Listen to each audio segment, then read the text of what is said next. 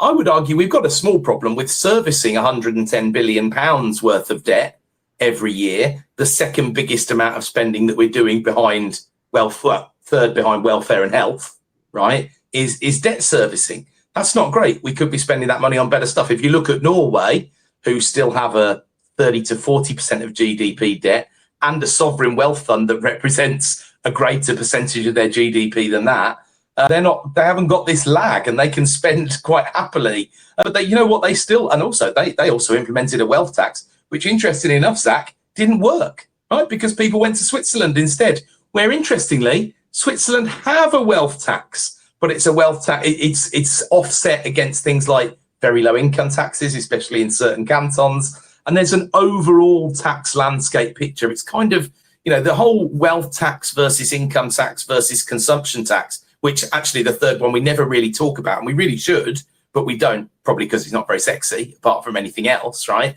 That's a worthwhile debate. The problem with the Zach school is it's just like layer more and more and more and more on, and the more you've got, the more you have to give. And from an incentive perspective, you either don't stick around because you feel I'm kind of paying my fair share anyway, and we'd probably move on to the tax the rich lie. It is an outright lie. That the idea that the rich don't pay tax is just laughable. It's like a shadow. It's a straw man, Duncan, of the highest order.